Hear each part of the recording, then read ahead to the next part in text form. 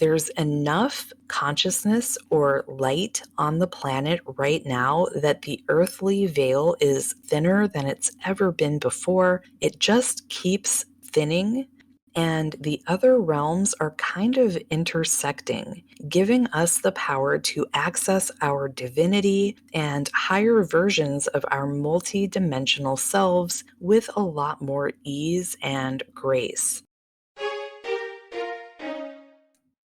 Welcome to Abundant Universe, your go-to podcast for becoming your most empowered, powerful, abundant, truest, and highest possible self through self-mastery, quantum healing, spiritual activation, soul expansion, and ascension. Here we talk about your self-concept, subconscious beliefs, science, spirituality, mindful manifestation, magic, mysticism, remembering and embodying who you really are, and all things esoteric. I'm your friendly neighborhood self-mastery and mindful manifestation mentor, energy alchemist, quantum healer, spiritual ascension activator, and host, Elle Brandlin. And today I'm telling bad jokes. I'm kidding, kinda. Actually, we are still talking about how fucking powerful the energies coming in right now are. We've got some interesting stuff going on through the end of the year because 2023 is all about awakening. And quite frankly, we expect nothing less of a 7-year where numerology is concerned, of course. So stick around until the end to learn all about the magical number 7, its significance to all of the literally world-changing energies flooding Earth at this very moment and through the end of April and beyond. But we're talking mainly about the first Aries new moon on Tuesday, the portal that's beginning to open next Wednesday, and the second Aries new moon on 4/20. So feel free to insert your own bad stoner joke here if you're into that sort of thing. But I also want to mention very quickly that as I'm recording this on Wednesday, March 15th, we are currently experiencing huge solar storms, so be prepared for some possible tech issues and light code upgrades today.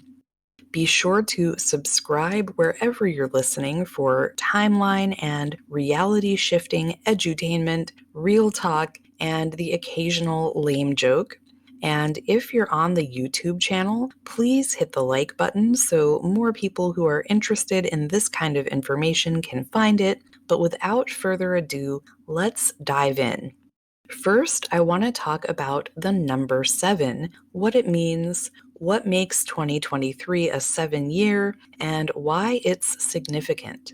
So 7 represents wholeness and perfection in numerology, and is also associated with Libra, which just so happens to be my birth sign. Good luck, which we don't actually believe in here, but we'll let that one slide.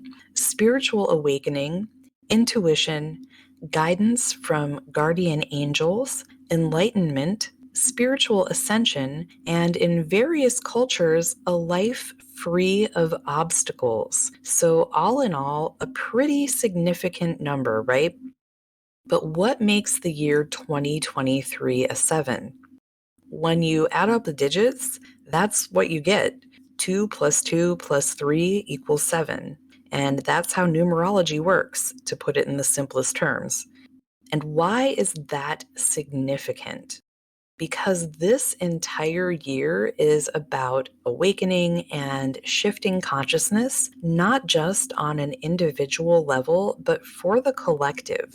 We are literally in the midst of a mass awakening right now that's actually the cause of the portal that's starting to open next Wednesday. And I've heard it has nothing to do with astrology or planetary alignments, but there are no coincidences, so I don't completely believe that or agree with that. I think there's a magical cosmic and consciousness cocktail that's creating it, but that's just my personal opinion. So I've definitely talked a bit about the first new moon and the portal already, and you can bet that I will be talking more about the second new moon as we get closer to it. But I want to be sure to explain why the astrology and numerology are so significant together. Starting with the first Aries new moon, as I mentioned before, it's going to be at 0 degrees of Aries, which symbolizes new beginnings, but it's also at 49 minutes, so we can actually round it up to 1 degree, which is considered the creator degree. So we're basically between the new beginnings degree and the creator degree there. And of course, both new moons and Aries are all about new beginnings themselves, and all Aries new moons are about rebirth, being the very first new moon of the zodiacal year. But this one has some extremely powerful planetary placements that amplify the energy of rebirth even more. So please be sure to check out the episode called How to Use the Aries Equinox and New Moon to Shift Timelines More Easily if you'd like more information on that. But this day is being viewed as day one of another phase, or world even, a new trajectory for the collective, because it's being energized by a sextile from Pluto, which enters Aquarius just 2 days later. The Sun, Moon, Mercury, Chiron, Jupiter, and Eris will all be in Aries at this time, which also amplifies its intensity, and Venus will still be almost completely conjunct the North Node, both at 5 degrees of Taurus, and 5 is the number of transformation in numerology. So this is a good time for shifting into higher timelines related to love, relationships, money and finances, your own success, and anything you value most. This energy is also particularly potent for things just magically showing up and manifestations just coming through into reality seemingly out of nowhere. So be open to infinite possibilities, not just the ones your physical mind can fathom. And you can expect this new moon to introduce you to a new part of yourself, or maybe even a whole new version of yourself, which is particularly fitting as you'll have the ability to welcome more of your own soul light into your physical body the next day when the portal begins opening, which we'll talk about briefly next, because you can get more information about that on the episode I mentioned earlier, too. But here are some important points I want to hit. There's enough consciousness or light on the planet right now that the earthly veil is thinner than it's ever been before. It just keeps thinning, and the other realms are kind of intersecting, giving us the power to access our divinity and higher versions of our multi-dimensional selves with a lot more ease and grace. And this is only the beginning. It could actually take years or even decades for the full shift to occur. So this is a portal that's never going to close, as it's the light of our awareness that's opening it. Because like I mentioned earlier, it's supposedly not about astrology. And now that I think about it, astrological portals do close, but this one will not. However, I do believe our massive collective shift in consciousness is being aided greatly by all of these unprecedented cosmic events that are flooding Earth with their energies. Because it can't be a coincidence that you have everything I just mentioned going on the day before this, and Pluto entering Aquarius the very next day for the first time since it was there from 1777 to 1797. But this will make the astrological events that are going on during and around this time even more potent. The time for power and corruption is coming to an end because more and more light is flooding the planet, which happens to coincide quite synchronistically with Pluto entering Aquarius. So be sure to hit up the episode I did about 3 weeks ago called "The Universe is Literally Aligning Right Now to Give You Everything You Want," as well as the one I mentioned earlier for all the information on this major astrological event that hasn't happened since the late 1700s. Because the last time Pluto was in Aquarius, the French Revolution happened. Just saying. But it's not just Pluto and Aquarius this time, because when there's so much light of consciousness and awareness from so many different people on the planet, corruption can no longer be tolerated. Because the more you awaken, the more you realize that Earth is abundant enough to feed everyone, has plenty of fresh water, and all the resources it needs. But due to greed, corruption, financial imbalance, and people manipulating and feeding off of others, it's been tolerated up until now. But the light exposes the darkness of corruption to the point where people simply will no longer tolerate it. And I believe I talked a bit about the astrology of this day, the 22nd, on the episodes I mentioned, so hit those up.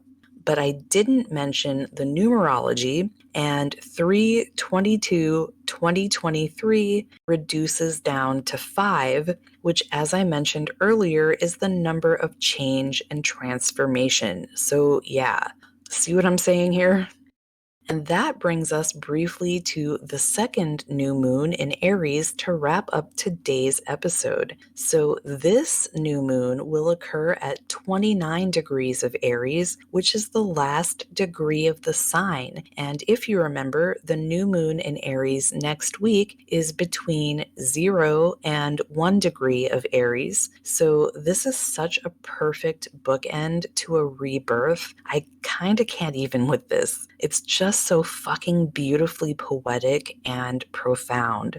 We also have a solar eclipse occurring that day, which, as a reminder, is 420, hence my joke about a hookah bar in the title of this episode, in case you didn't catch that. And guess who's coming to this party too? Pluto, baby!